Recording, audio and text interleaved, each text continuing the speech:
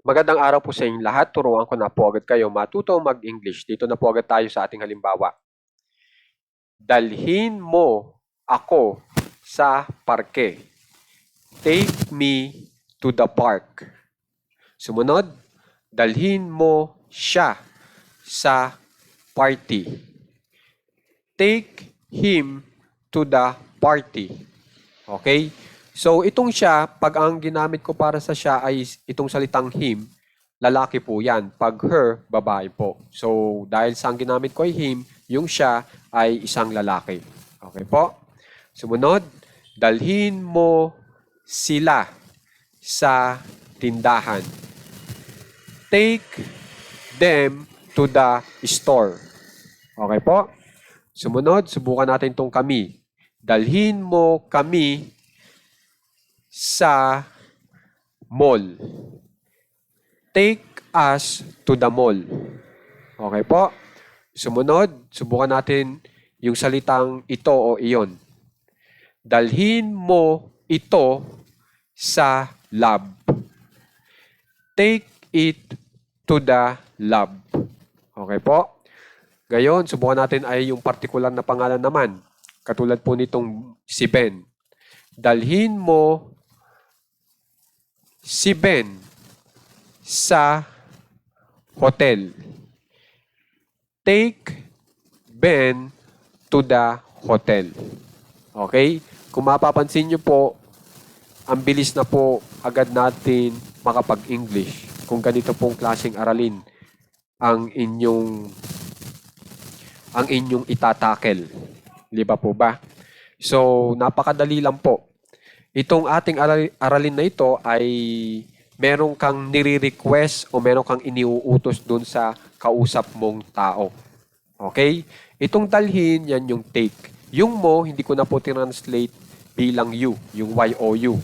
Kasi po, pag ikaw ay may iniuutos dun sa tao, may batas po ang Ingles para roon. Na kung saan ay okay lang na hindi mo i-translate yung mo. Kung yung mo na tao ay yan yung inuutusan mo. Kaya okay lang na hindi i-translate sa English yan. Yun po ang kadahilanan. Yun yung batas sa English. Pero pag batas sa Tagalog, kailangan mo pang isali yung salitang mo para lang malaman noong tao na siya yung iyong inuutusan. O meron kang gustong ipagawa sa kanya. May nire-request ka na gusto mong gawin niya. Kailangan mo pang ilagay yung mo. Okay? Pero sa English, okay lang pong hindi mo na isama yung mo, yung you. Pero kung gusto nyo pa rin isama, pwede naman. Pwedeng you take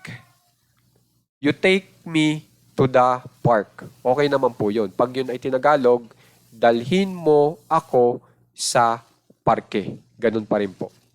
Katulad nitong take me to the park. Parehas lang po sila ng ibinibigay na resulta o mensahe sa Tagalog man o sa English. Okay po? So, pagdating nga pala po dito sa talagang gamit na gamit, ito pong home, pag gagamitin nyo itong take, ito po mangyayari. Take me home. Iuwi mo ako. Ganyan po yung tamang translation sa Tagalog. Okay? Ditong take me home. Pag take them home, iuwi mo sila. Ganun naman po. Pag take Ben home, iuwi mo si Ben. Ganun po ang mangyayari. Okay? So, meron po tayong exception. Okay? Sa paggamit nitong home. Okay? Para masabi natin yung salitang iuwi. Okay?